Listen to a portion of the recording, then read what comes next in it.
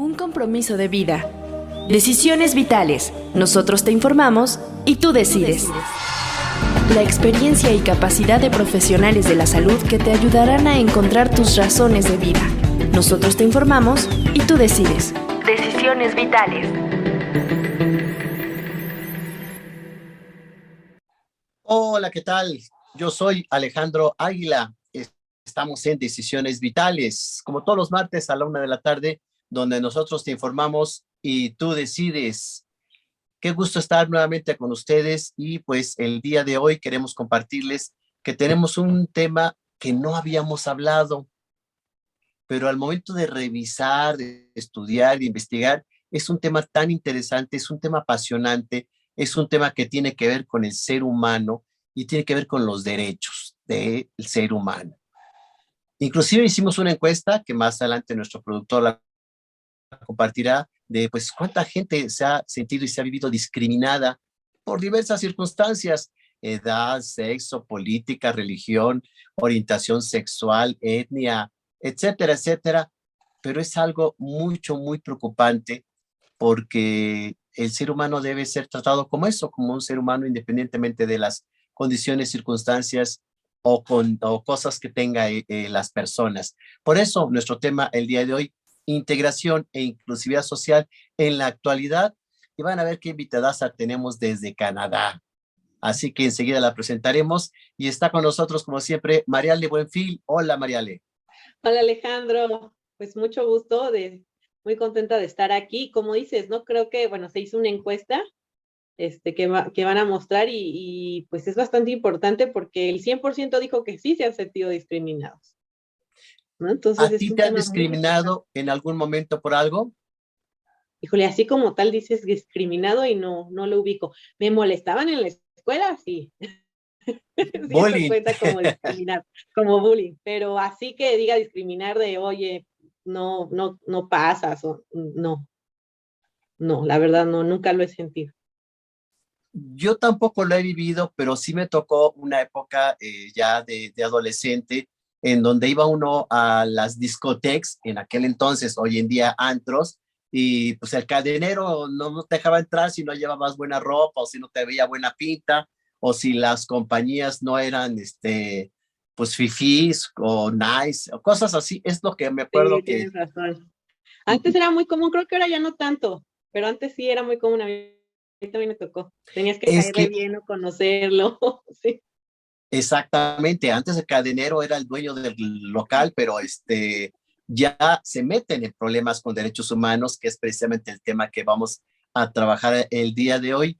Y pues creo que es un tema que va a dar para mucho porque se puede discriminar en varias áreas, por sexo, por edad, por religión, por política, por orientación sexual, por etnia, en mil cosas. Entonces, creo que puede dar para mucho este tema y para la gente que nos desea seguir en plataformas y redes sociales, ¿a cuáles, Mariale?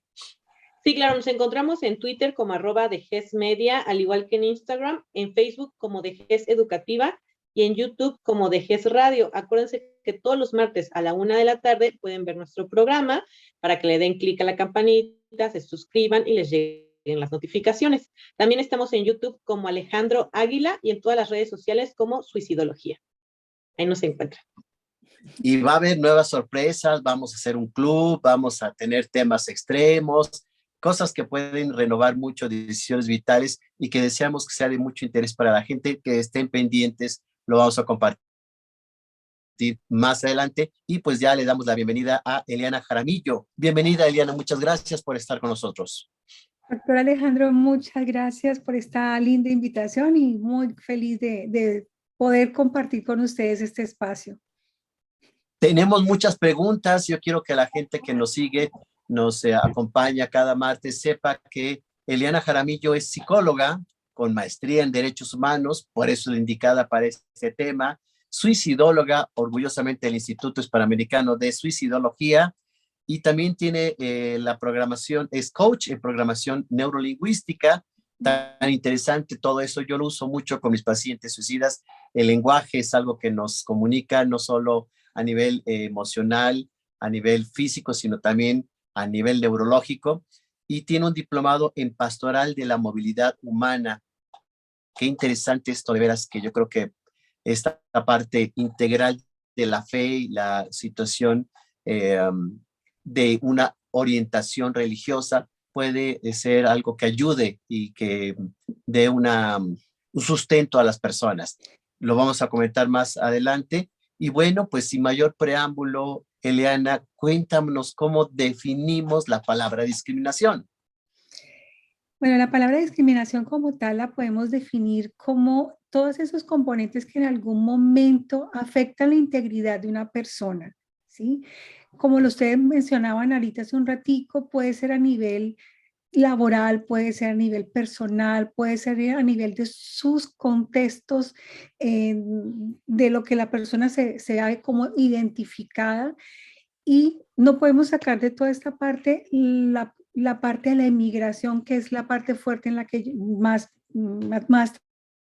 trabajo yo, que es la discriminación cuando ya se vuelve sistemática, cuando ya el componente en el que nosotros nos movemos genera esta discriminación y ya se vuelve tan pegada al cotidiano que ya la gente ni siquiera lo lee como una discriminación, sino que ya como que hace parte del sistema sin saber las lesiones emocionales que eso está causando muchas veces en las personas. Lo vemos, por ejemplo, a nivel de la inmigración, con el tema obviamente del idioma, el acento, el color de la piel. eh, ya no se sesga tanto como a la parte social, que también en algún momento, como ustedes lo mencionaban ahorita de una forma jocosa, que porque entonces no me he visto bien, no puedo entrar a una discoteca, o porque de pronto, sino que ya son cosas que también ya empiezan a trascender mucho más allá de simplemente un vestir, sino que ya limita hasta mi acceso a un trabajo, a una oportunidad de pronto de mejorar mi calidad profesional, porque entonces ya empiezan a entrar estos elementos que sesgan todas mis oportunidades y ahí es donde empieza, donde queda mi integridad y mi poder por salir adelante como ser humano. Y la salud, eso de que discriminen porque estás morenito, no te atendemos, o porque eres pobre, no tienes derecho a, o porque eres migrante, todo este tipo de situaciones, y yo insisto con la cuestión de la salud, creo desde mi punto de vista es más delicado. Sí, claro, es más delicado. Obviamente acá, por ejemplo, en Canadá, es un programa, es un lugar donde guardan y protegen mucho el tema de la migración y está muy bien estructurado realmente por todo el amparo de los migrantes profesionales y los inmigrantes en algún momento que demandan, que solicitan el asilo o el refugio. Entonces, obviamente, este componente le da una estructura un poco más organizada a las personas que en algún momento solicitan el llegar a estos países. Pero hay lugares, por ejemplo, que no tienen muy organizado esto. En América Latina, por ejemplo, el tema de la inmigración no está tan bien estructurada. Entonces, obviamente, allí sí se ve mucho más el tema, por ejemplo, del acceso a la salud. Acá, por ejemplo, dentro del programa siempre está cobijado y cubierto la parte de salud, entonces no tanto en esa parte, pero sí lo vemos en América Latina, esa parte que es todavía mucho más delicada, que suma a la problemática ya de que por sí la persona está viviendo en sus dificultades de comenzar una vida en otro país, empezarse a encontrar con todas estas barreras de la discriminación y más allá también en algún momento de la parte de la salud que se convierte en un punto muy álgido realmente. Claro. Y yo estaba leyendo que no es lo mismo la discriminación que la privación de derechos humanos. Ahí me quedé yo un poco con duda. En general, ¿se podrían enumerar los principales derechos humanos de cualquier persona? La lista de los derechos humanos son 30 derechos básicos, ¿sí? Los podemos encontrar, son de fácil información, en cualquier parte lo podemos encontrar, pero en este caso el derecho a la integridad, o sea, ¿a qué vamos a mirar exactamente? El derecho a la vida, lo básico, el derecho a la identidad, a la integridad, a ser parte de, eh, em, el derecho que tienen los niños, el derecho que tienen las personas que escriben los derechos de autores, o sea, dependiendo del área donde pongamos como el punto de mirada, vamos a trabajar toda esta lista de derechos que en algún momento que nos muestra la Carta Magna de los Derechos Humanos. Híjoles, lo veo yo bien complicado. No sé qué opines tú, Mariali, pero ahorita dices, Eliana, derecho a la vida, pero allí yo te puedo decir tres temas polémicos: aborto, eutanasia y lo que se habla mucho de la situación de donación de órganos. Esos tres temas pueden dar para mucho discusión, sí, no, bueno, malo, la religión, la política, la ley de acuerdo a cada país. Es bien complejo, ¿no? Es muy complejo porque obviamente cada país tiene la potestad, de acuerdo a su legislación, de marcar a qué da permisión, ¿sí? Habrá países donde la eutanasia está legalizada, el aborto es legal. Hay países, por ejemplo, en América Latina que han empezado a entrar dentro de sus constituciones estas leyes que, como ustedes lo mencionan, hay una parte de la sociedad que sale a protestar, está en contra de estos principios, de estos derechos fundamentales, pero se parquean también como en el punto de yo también defiendo mi lado fundamental y mi derecho a tomar la decisión sobre mi vida, pero nos estamos olvidando que la vida de un bebé no es la vida de esa persona. Y en ese juego de palabras de quién es la posición, de quién es el derecho y de quién es la ley, entonces se pierde mucho realmente ahí la información. Y toda esta parte de los medios y toda esta parte de periodística, obviamente aprovechan estas situaciones para publicitar y desinformar y generar toda esta cantidad de caos que se genera cada vez que se presentan estos temas. Pero lo fundamental y lo esencial es realmente dónde está quedando la esencia de nosotros como seres humanos. Y en nuestro caso, que defendemos y trabajamos precisamente por esos principios, nos vamos al punto de realmente cuál es la raíz de todo eso. ¿Quién se está beneficiando de todo esto? ¿Dónde está obviamente la parte económica que se está moviendo detrás de todo esto? Porque por, por principio básico, la venta de órganos, no, el aborto, no, o sea, no es tema de religión, o sea, es un tema de principios y de moral. Pero el tema de la moral, ponerlo en juego ahí en medio, al frente de una ley, se vuelve un tema como de controversia, entonces uno queda como...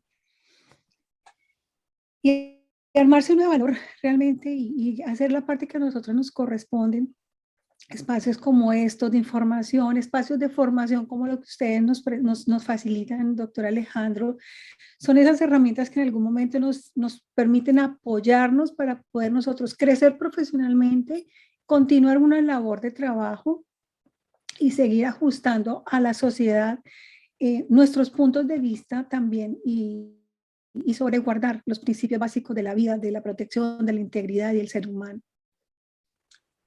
Esa parte yo creo que es esencial, finalmente beneficiar al ser humano, que ese es yo creo que el objetivo principal de quienes defendemos los derechos humanos, para que podamos, Eliana, saber a quienes se requiere mayor cobijo, mayor apoyo, mayor ayuda.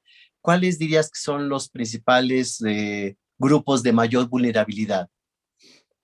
En todas las áreas hay un grupo de vulnerabilidad, dependiendo de donde como miremos la situación, problema de la sociedad. Si nos miramos de pronto en la primera infancia, todos los niños que en algún momento pudieran estar en este punto de vulnerabilidad, en pobreza, en abandono, niños con maltrato. Si nos vamos un poquito con los adolescentes, muchas veces lo que ellos están expuestos también, muchas veces con todo lo que ellos están viviendo. Si nos vamos ahorita, el tema que yo trabajo tanto con el tema de la inmigración, allí podríamos hacer un barrido muy completo porque hay vulnerabilidad en los jóvenes, hay vulnerabilidad en los profesionales, en las familias, hay vulnerabilidad en los adultos, que en algún momento, por el tema de la soledad, todo lo que en algún momento pueden vivir, pero en todas las áreas hay mucha vulnerabilidad.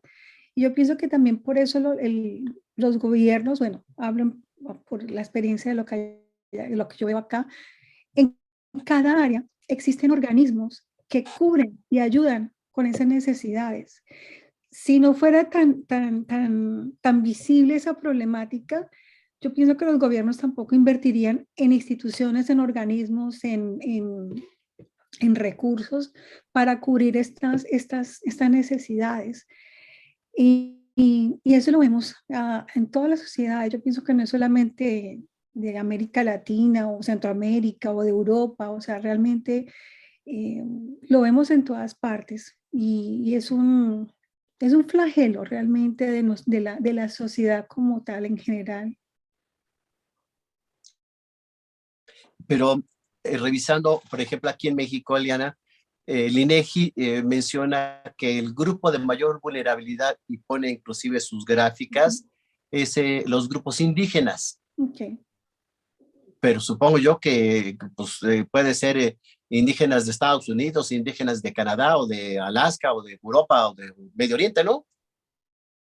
Acá también hay los grupos indígenas acá y hay mucha vulnerabilidad con ellos, siendo que ellos son como las primeras naciones y como primeras naciones ellos deberían tener muchísima más protección del gobierno y a ellos muchas veces se les son violados sus derechos fundamentales y de hecho hay mucho abuso, olvido, poca accesibilidad, muchas oportunidades para ellos.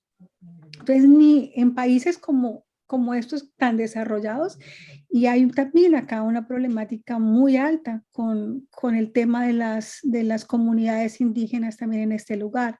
Entonces también, como yo le decía ahorita, le comentaba ahorita, doctor Alejandro, de acuerdo a donde pongamos como la mirada en cada sociedad, van a haber focos donde vamos a encontrar esta vulnerabilidad, ¿sí? Vamos a buscar como, ¿dónde están esas situaciones o esas necesidades? ¿Dónde están esas vulnerabilidades? ¿Dónde están esos puntos, esa cuartica pata que le hace falta a la mesa? Y en cada bloque social o en cada grupo vamos a encontrar esa situación. Habrá una mesa a la cual le va a faltar una patica. Entonces, es identificar y ver qué planes de acción se pueden dar para trabajar a esa falencia que en algún momento se identifique y se ve y se observa. Y que las estadísticas muestran que esa es otra cosa. Digo, ahí voy exactamente, porque mi pregunta era, ¿actualmente hay más discriminación que antes? Por ejemplo, se habla de una discriminación, no sé si estés de acuerdo, Mariale, en México, en la cuestión de los ricos y los pobres, los fifís y no los fifís. Sí, sí hay una discriminación. Sí y no, ¿no? O sea, creo que antes era más común otra vez, ¿no? O sea, antes creo que era muy, muy común, se escuchaba mucho, por ejemplo, la película de Amarte duele, no sé si lo ubicas, que Sí, ejemplifica esa discriminación que había en aquel entonces. Creo que hoy en día ya no tanto, porque creo que también hay discriminación al revés, ¿no? O sea, ya también se da la discriminación hacia la gente rica y, o sea, no sé, me parece que probablemente ahorita hayan más mezcolanzas en culturas, pero pues sí, de que era algo muy común, sí. clasismo es algo a lo que quiero llegar, ¿no? Que parece ser que, o por lo menos uno que vive en México, pues lo ve mucho, ¿no? Y que se hace diferencias con respecto a la clase. La clase, estoy hablando de social, económica, poder adquisitivo, ¿no? Uh -huh. Y aquí la pregunta, Eliana, es si actualmente hay más discriminación o lo que pasa es que es más visible. Yo pienso también que el tema también tiene mucho que ver con la visibilidad, porque el tema de las redes sociales ahorita muestra al mundo entero cosas que anteriormente nos enterábamos después, porque hasta llegar una carta se demoraba como 2 y 3 meses para que llegara una noticia de un lugar a otro. Ahora es en cuestión de segundos, yo sé lo que está pasando al otro lado del mundo, entonces obviamente eso me va a mostrar más al momento, la realidad de lo que está pasando. Entonces, como que tapar eso es un poco más difícil. En América Latina yo veo más el tema del clasismo, ¿sí? El estrato 1, estrato 2, estrato 3, tú eres estrato 20, entonces tú tienes todas estas condiciones de vida y la pobre persona que está en el estrato 1 y 2 vivirá con la ayuda y los impuestos que da el gobierno, que pagan los impuestos de las personas ricas, ¿no? Pero en lugares, por ejemplo, como América del Norte, el tema del clasismo no es tan visible y sí es más visible la discriminación social, ¿sí? Perdón, la discriminación del racismo como tal. Ok. Es algo también muy fuerte. Por ejemplo, aquí el tema de los trabajos no calificados, ¿sí? En América Latina, un trabajo no calificado es como, bueno, la persona estrato 1, 2 y 3, 1 y 2, ¿cierto? Pero es que son los cargos, los trabajos como el señor que arregla el jardín, el señor que arregla el plomero, el electricista y todo eso, ¿no? Pero vaya y vea lo que cuesta un plomero, un electricista y un jardinero en América del Norte. O un señor que maneja el bus. O sea, el señor que maneja el bus en América Latina es un señor de muy bajos recursos. El señor que conduce un autobús, un camión acá en América del Norte, tiene un sueldo, quisiera yo tener el sueldo de esas personas. A veces yo digo, en medio de mi profesión yo me voy a hacer un cursito de electricidad para hacer unas horas extras, porque solo para que un electricista venga a mi casa, solo porque venga y toque el timbre, yo ya le tengo que pagar. De acuerdo a cada hora de trabajo son como $150 la hora por lo que venga a hacer. Entonces digo, yo como que me cambié, voy a Ganan cambiar más de que uno, profesión. Eliana, pero no, cantan mal las rancheras algunos. Realmente, Yo he tenido que contratar albañiles y bueno, parecen ingenieros con doctorado, ¿no? pero Y aquí en México también sucede. Eso pasa, pasa. la reflexión que yo hago, por ejemplo, con las personas que nos ayudan en la casa, las niñas del servicio doméstico, y las personas que, por ejemplo, en aquel momento determinado hacen también ese trabajo. Una en América Latina, por ejemplo, que una niña, una empleada del servicio, vaya a un restaurante 5 estrellas, es que ni siquiera la dejan entrar. O sea, yo hago como ese ejercicio mental, ¿no? Dice. Acá no hay. Si tú tienes con qué pagar el hotel de 5 estrellas, de 10, de 15 y de 20, tú entras, ¿sí? Y nadie te va a mirar feo porque tú entres. O sea, si tú tienes para pagarlo, entras. En América Latina yo veo que eso no pasa. Entonces, ahí sí el tema de la discriminación social es muy fuerte y es de mucha discriminación, ¿sí? Nosotros con el tema de la inmigración, por ejemplo, lo vemos mucho a nivel laboral. Y el tema que eso siempre es como una situación ahí como con los hijos de migrantes que nacen acá. No tienen problema de idioma, hablan 2 y 3 idiomas, han estudiado acá. Yo digo, bueno, nosotros como primera generación tenemos más dificultades por el tema de la inmersión, por el tema del idioma, por el tema de aprender y conocer la sociedad, pero uno dice, nuestros hijos o los que han nacido acá, que crecen acá, estudian acá, van a la universidad acá, ¿por qué se encuentran con esa resistencia en algún momento a nivel laboral? Y pasa. Y hay aquí una universidad que hace 3 años hice parte de ese trabajo sobre una investigación sobre discriminación sistémica y racismo. Y muchos de los ejemplos iban en torno a el momento de las oportunidades laborales, porque hablaban bien los idiomas, perfectamente habían estudiado acá, tenían los diplomas de acá, pero era John Pérez. Sí. O sea, no era Leblanche Claro. o otro apellido así. Más rimbombante. Exacto, con más vocales incluidas. No, este es Pepito Pérez. Entonces Pepito Pérez tiene menos oportunidades que el muchacho John con todas las vocales dentro del apellido. Entonces allí empieza uno a darse cuenta que sí, el tema de la discriminación se vuelve sistemática. Lo vemos también con el tema de a veces con las personas de África, que ellos no tienen por ningún problema con el idioma, porque ellos, por ejemplo, aquí hablan el francés perfectamente, pero empieza a haber otro tema con el tema de la discriminación racial. Entonces, así digan que no, que las sociedades están muy avanzadas, que las sociedades que ya no se ve tanto, sí pasa, y pasa. Y Entonces, por eso un dato importante, Eliana, la encuesta nacional de discriminación que me hicieron el favor de compartirla, yo no la conocía, la ENADIS 2017, nos sí, dan esa cifra, bueno, ese dato, porque es el último informe que publicaron.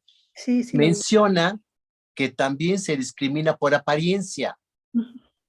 Es decir, si te ves diferente o te ves de otra clase o de otra raza, o sea, la apariencia parece ser que es algo que puede llegar a mayor número de discriminación.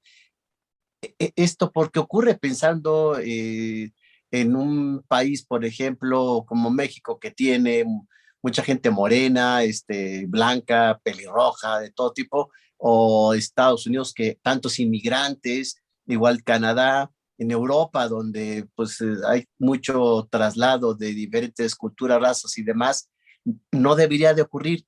Ocurre no entiendo.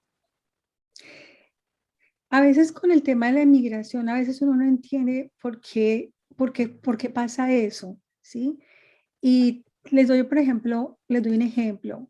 En los años 60, cuando empezó la inmigración de Europa acá a Canadá, con todo el tema después cuando venía toda esa migración de italiana y de otra parte, eh, cuando ellos llegaron acá, había mucha discriminación con ellos. Y no estamos hablando de personas que tengan algún tono de color diferente, son rubios en su gran mayoría, y encontraron esa dificultad. Cada grupo en algún momento, cada grupo migratorio tiene una dificultad para ser parte de la sociedad. Nosotros podríamos decir, los de América Latina, los argentinos, de pronto que son como los más rubios, de pronto como de nuestro bloque, de nuestro cono, ¿sí? Y diríamos que ellos no tendrían de pronto como el llegar a esos países como tanta diferencia como alguna persona de África o de nosotros de América Latina. También hay muchas personas que son también de raza negra, pero pasa. ¿En qué momento, en la estructura de nuestro pensamiento, ese tema de te veo diferente, entonces hay un sesgo que me separa de ti y hasta dónde yo vuelvo eso ya algo tan sesgado a mi criterio que marca esa diferencia? Ya muchas veces ni siquiera es el color de la piel, es el acento en algún momento. Y a nosotros los latinos no es tanto el color de la piel, es el acento para pronunciar los idiomas, lo que marca, más que el color de la piel. Porque fíjate que, escuchándote, me acordaba de lo que escribió Octavio Paz en uno de sus libros. Él decía que el mexicano tenía un complejo de inferioridad. Si recuerdas esto, Mariale, no sé en qué libro lo publicó. No, Él no vi. mencionaba que el mexicano, debido a su historia de conquista, en donde la raza de cobre, la raza de bronce, ve de repente a un rubio de ojos claros como superior, y que eso se nos queda ya grabado en nuestra psique, y que el mexicano cuando ve a un rubio de ojos claros lo ve como que es rico, que es superior. Esto se preserva pues. Volvemos otra vez a lo que hay en nuestra memoria sobre el concepto de la clase, ¿no? Porque entre nuestros antepasados, ¿cómo imaginaban ellos a los dioses? Como aquellos seres que venían montados en grandes caballos, que iban a venir a conquistarnos, o sea, venían a protegernos. Y claro, cuando ellos vieron los indígenas tanto de América como de México, como de todo Sudamérica, cuando llegó toda esta época de la colonización, que ellos llegaron de esa forma, realmente los ricos eran nuestros países. Los ricos éramos nosotros, Los pues se ricos llevaron éramos nuestro nosotros, oro, pues. exactamente. Pero en esa inocencia y en esa aceptar lo que en ese momento llegó, quedó tan incrustado en la información del colectivo de nuestra cultura que hasta el día de hoy sí se ve, y uno lo ve, ¿sí? Y uno ve a las personas supremamente preparadas y sobre todo aquí con el tema de la inmigración, uno ve personas muy preparadas con un nivel de conocimientos y formaciones que uno dice, Dios mío, esta persona qué hace haciendo ese trabajo no calificado, o sea, si vino a este país con sus diplomas, ¿por qué no se le puede reconocer? Porque de pronto en algún momento no tiene el idioma, sí, pero es que el tema del idioma no te quita tu nivel de inteligencia, tus conocimientos. Claro. Y ahí empieza a afectar la autoestima de las personas. Y ve uno la cantidad de depresiones en profesionales, doctor Alejandro, que golpeados por el tema de la desvalorización profesional. Eh, y estamos haciendo una violación del derecho, de un derecho humano, del derecho de la oportunidad profesional para las personas. Pero, Sí, a veces el tema es solo el que no nacieron ahí, ¿no? O sea, no estudiaron ahí, no. y abrir camino aquí, También, muy difícil, muy difícil. y en ello también, a veces, de lo que yo leía, es que a veces se da la discriminación por omisión. Y esto hace que, acá estamos nuevamente, perdón, la discriminación por omisión. Uh -huh. Pero esta situación a veces es menos visible o menos detectable.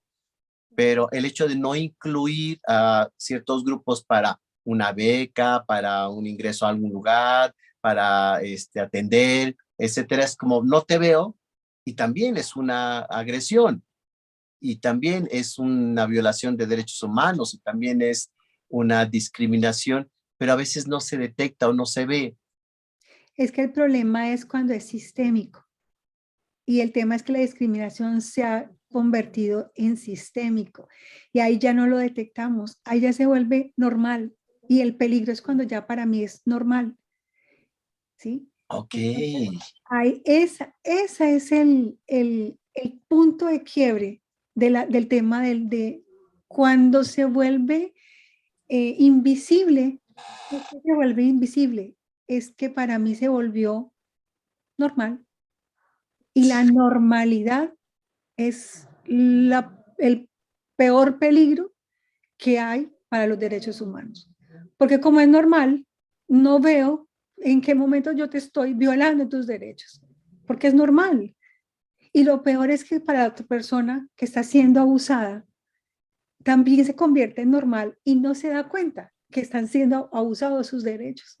Entonces, la normalidad, que es lo que le da esa no visibilidad, hace parte del sistema, de la parte sistémica en que se ha convertido la discriminación. A veces creo la gente no se da cuenta porque, por ejemplo, este programa de Decisiones Vitales llega mucho a jóvenes, y a veces el joven es discriminado y no conoce sus derechos, no sabe, es muy común, y yo lo he escuchado a mis pacientes, no sé tú, Mariale, que luego los policías son bien canijos con chavos jóvenes, ¿no? Y lo que hacen es sacarle dinero. Entonces, ya sea porque están fumando, tomando, o haciendo ahí alguna cosa en el coche, o con la novia, o con el novio, etcétera. Entonces, sí hay mucho abuso, sobre todo en la policía con los jóvenes, y en otros campos también. Pero yo creo que el hecho de que ellos no sepan cuáles son sus derechos es que se permite este abuso. ¿Es así? Total, ese es un punto que yo pienso que se daría un programa entero o hasta más Ok. solo para ese, pero es un tema muy sensible, porque por el tema de la autoridad, en algún momento ese tema de salvaguardar la seguridad social, en algún momento es la palabra de la víctima con la palabra de la autoridad.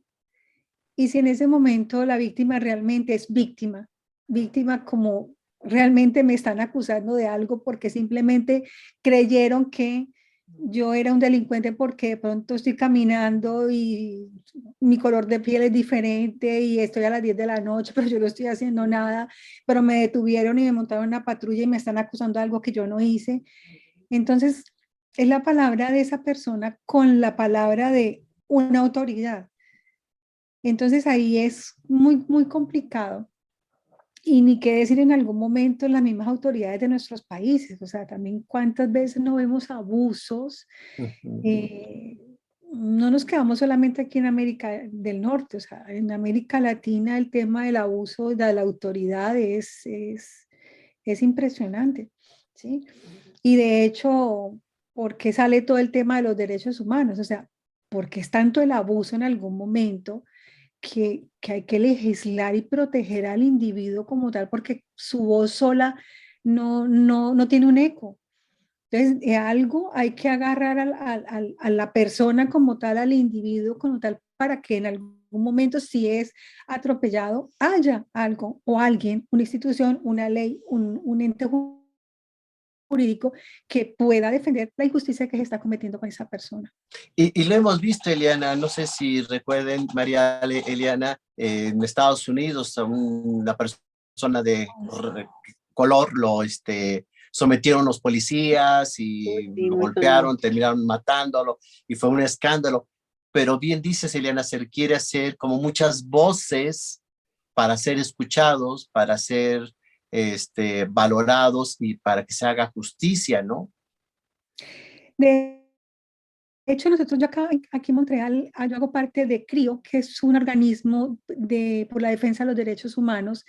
La oficina principal está en Toronto, su director es Mario Guilombo, eh, eh, y con él siempre trabajamos muchos temas de interés de todo, de esta clase de casos, cuando hay un abuso con alguna persona, cuando hay un tema de discriminación a nivel laboral, porque el tema es lo que viene de la mano emocional con esta experiencia, ¿sí?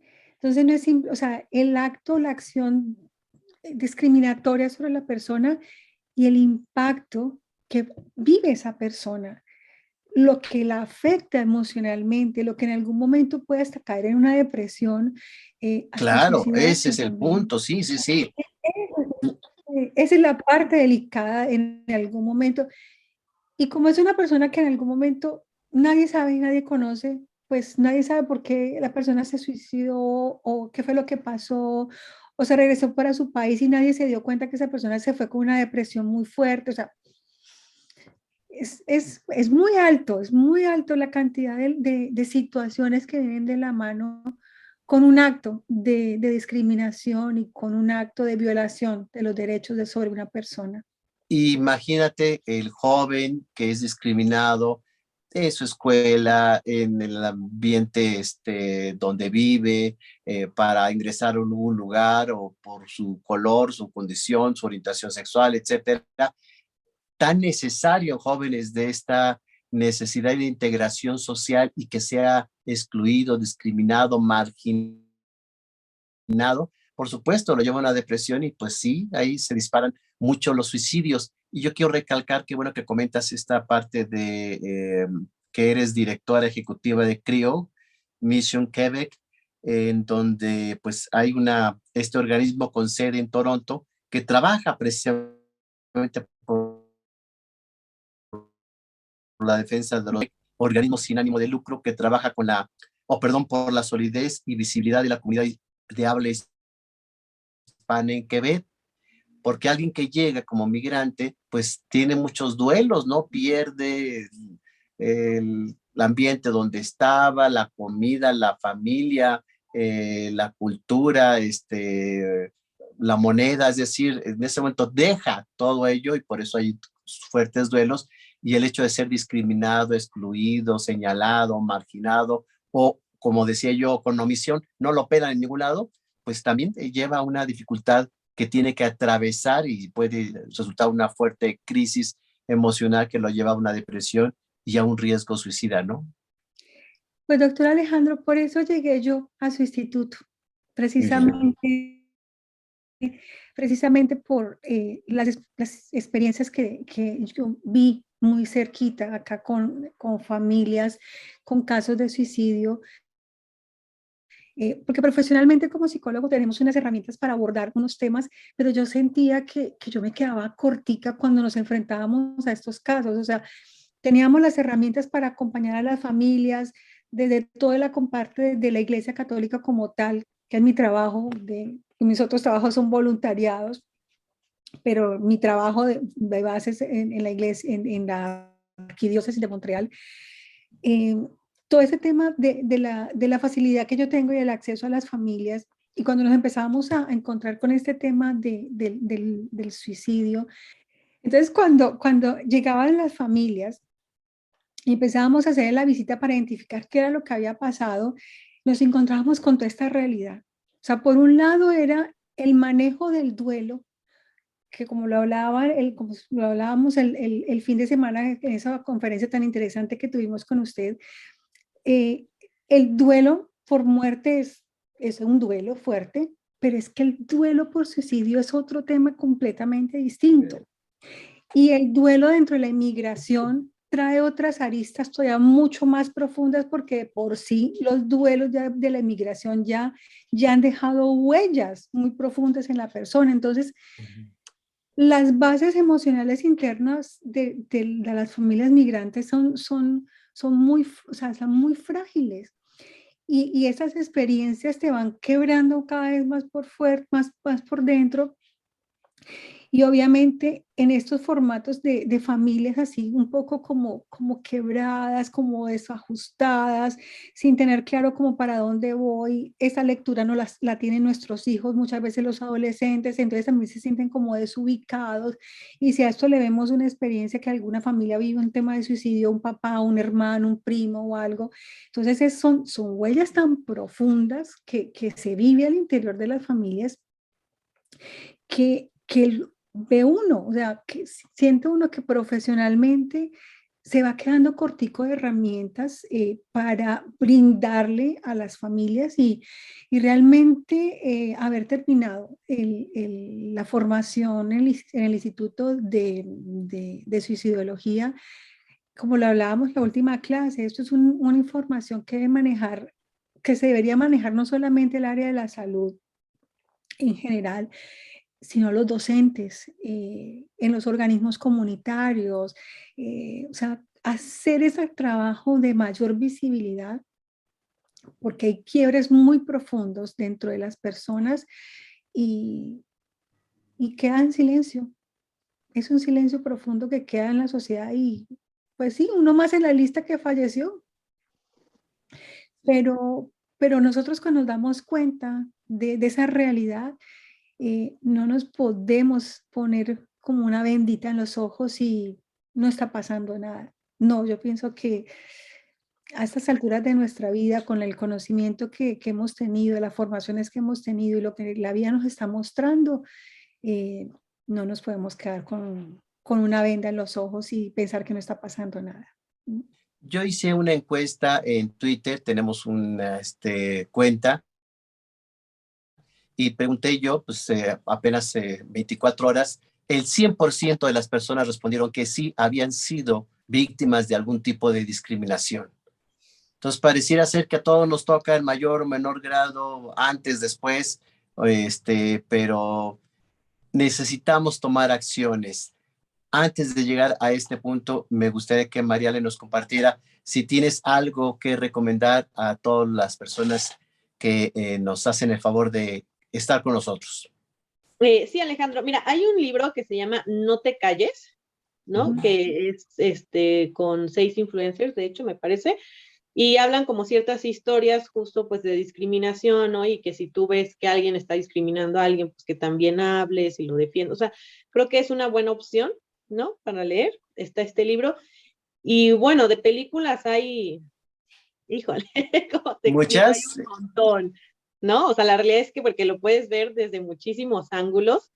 Entonces, bueno, ahorita las que voy a recomendar está la de Historias Cruzadas, ¿no? Tiene que ver con esta historia de cuando pues discriminaban a la gente de color. Por ejemplo, escolarmente tenemos la película de Estrellas en la Tierra, de un chico que también lo discriminan, porque no, o sea, aparentemente lo tratan como si estuviera tonto, ¿no?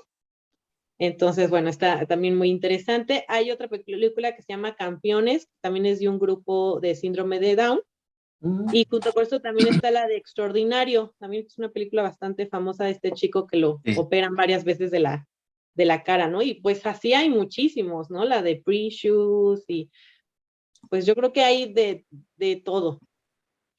Yo te preguntaría, Mariale, debe haber muchas de discriminación por orientación sexual, ¿no? Ah, sí, también está la de Mujer contra Mujer. Esa es buena porque así se llama en la versión española, porque así la pueden encontrar, de hecho, como Mujer contra Mujer.